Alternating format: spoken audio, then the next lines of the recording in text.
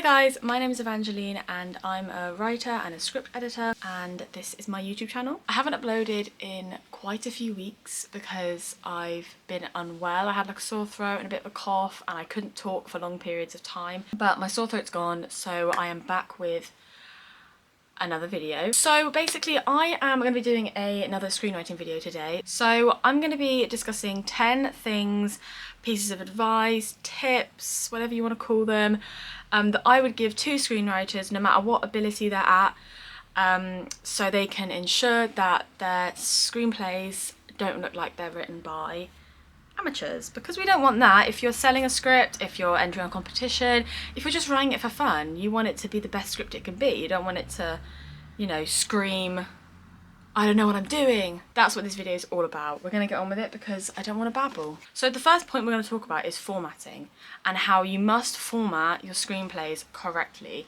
Now I know that might seem really obvious, and I'm sure if you're watching this and you've already done quite a bit of screenwriting, you're going to know about the formatting.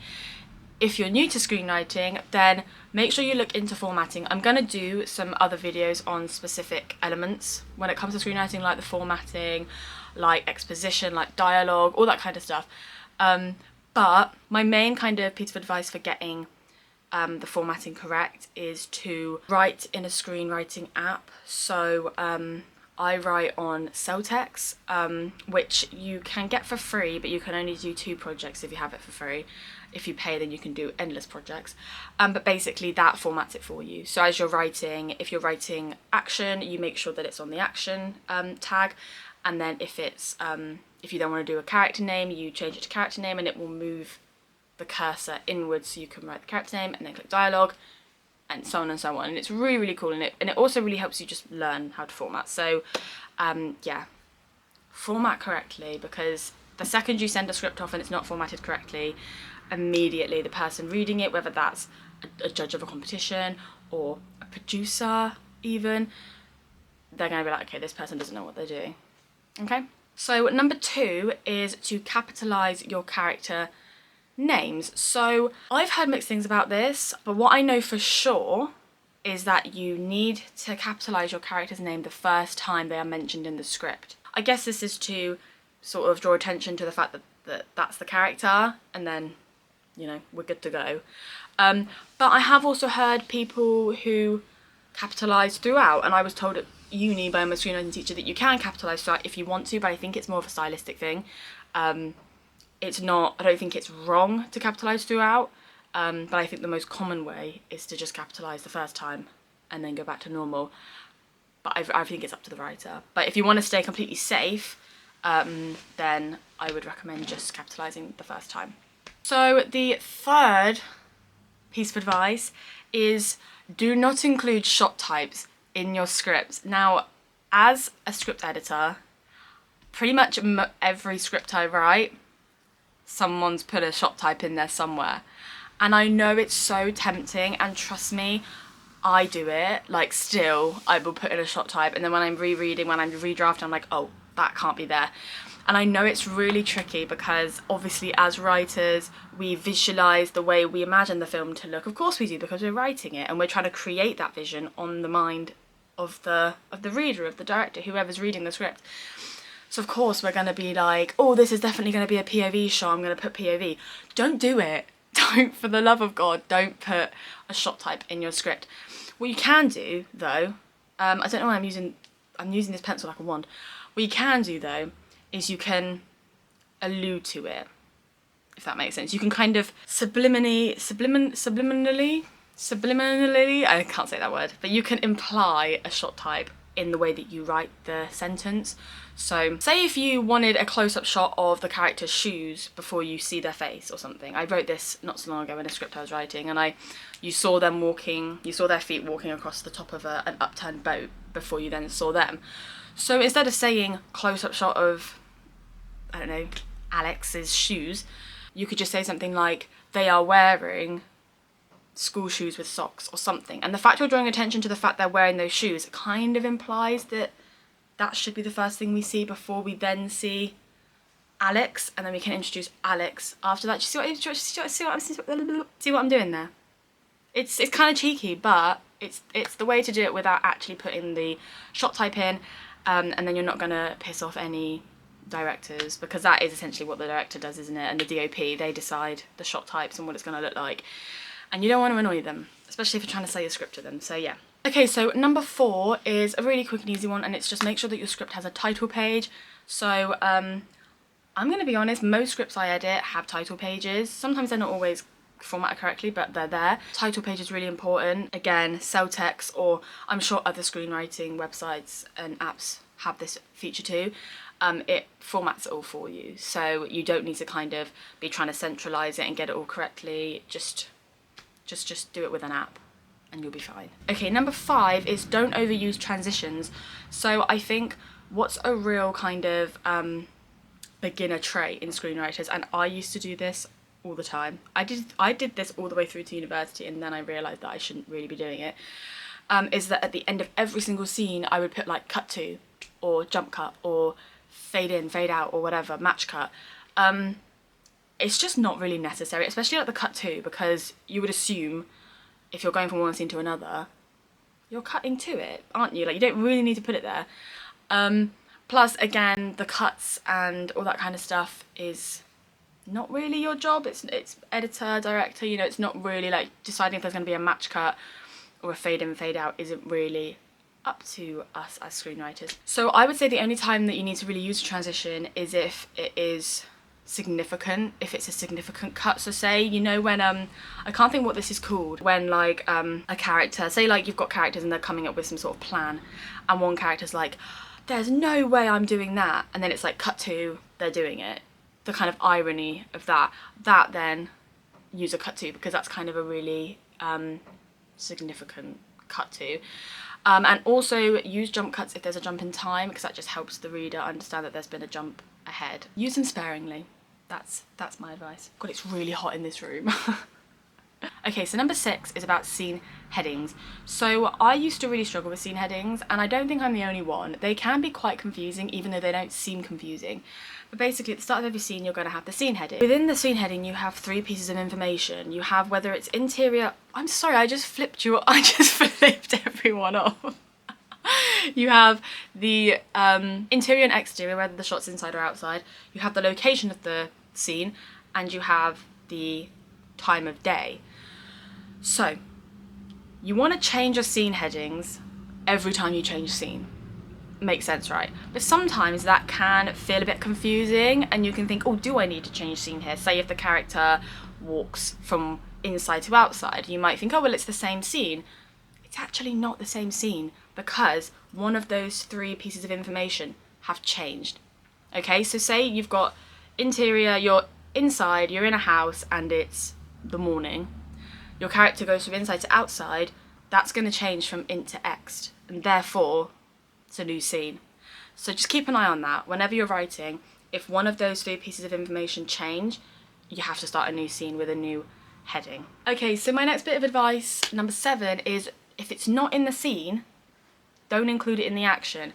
And what I mean by this is when you're watching a film, it's purely visual, it's purely what we see or what the character tells us. And therefore, we can't really say things in the script unless we can see them. So, for example, I've been editing a script recently where the character is said to be depressed. And in the action it says, this is Chris, he's 22 and he is depressed.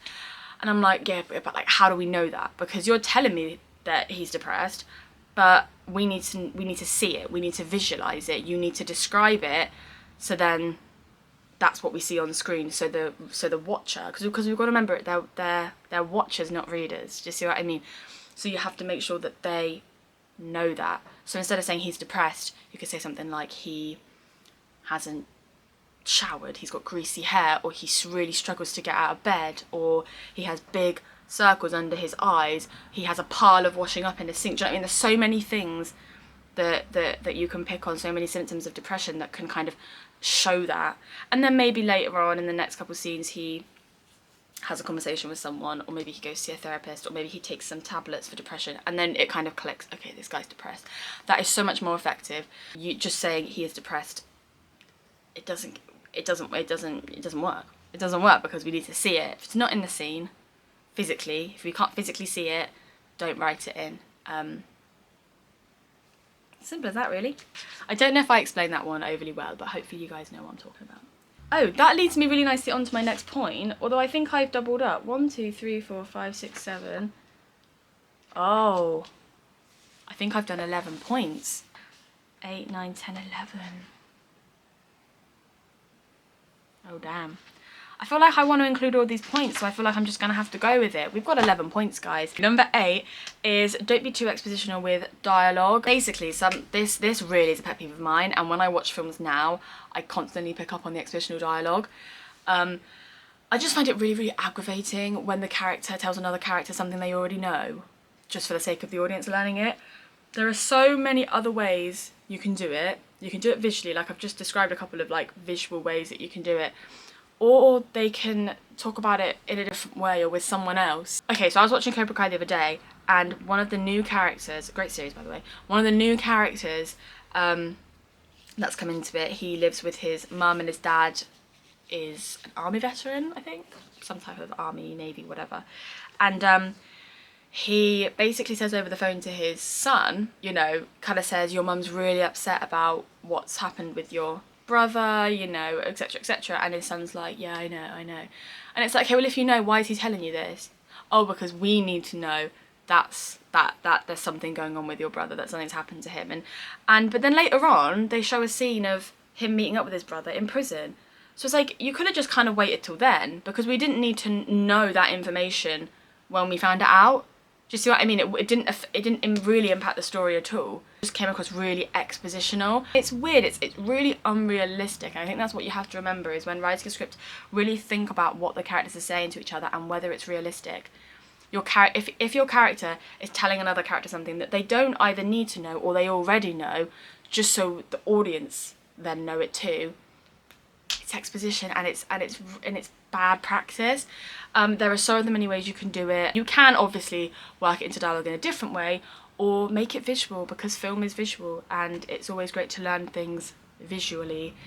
And also sometimes exposition's there because we haven't thought about how actually that piece of exposition, we don't need to know that piece of information right now. And I do this a lot, especially with my books, is I put exposition in too early, and then when I'm reading it, I'm like noticing, well, actually that doesn't need to be there yet. We can gradually learn that about the character throughout. Exposition is really something to look out for, so remember that. So number 9, and this is something I actually learned at university, and I didn't realise this till university, and therefore it might be something that you guys maybe don't know, but don't be too specific about your character's details, about what they look like, about their appearance. Of course, mention specific details in terms of like what gender they are. If you want to draw attention to what colour their skin is, what race they are, then of course do that as well. And their age. So of course include elements like that, but you don't want to get really specific by saying things like the character has blue eyes, or they have a specific shaped face, which might sound silly, but I mean, I really picture my characters, like really picture them, and it is sometimes difficult to kind of hold back a bit. But basically the reason you shouldn't do this, if you're too specific with the characters, when it gets to the point of like pre-production with your script and it comes to casting, it can really narrow down who you can cast, and you never want to do that because you want as many actors as you possibly can to choose from. So the kind of piece of advice that I was given was, obviously you might want to mention 1 or 2 things, but don't be really specific and say things like eye colour or a specific height. Obviously, unless it's really important to the story, unless you're writing a story about, you know, a really tall person and their issues, the issues that they face, you know, like Tall Girl, that absolute masterpiece on Netflix about the tall girl. Such a stupid film. Number 10 is remember that you are not the music supervisor. So I am also guilty of this because I love music and I always use it as a storytelling tool.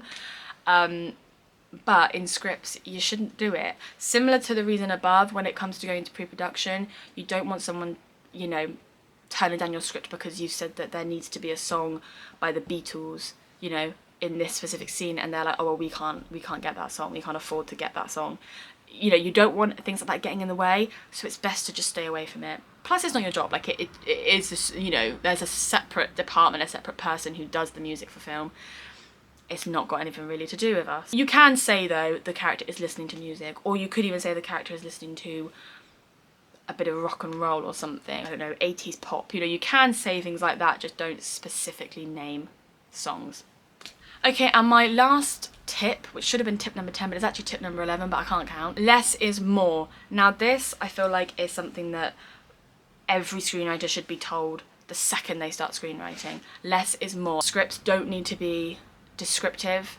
Obviously they need to describe, they need to paint the image of what we're seeing on the eyeballs of the reader, but you don't want pages and pages filled with just description of the scene or the atmosphere, the setting, because at the end of the day, the director, the art director, the DOP, they decide all of that.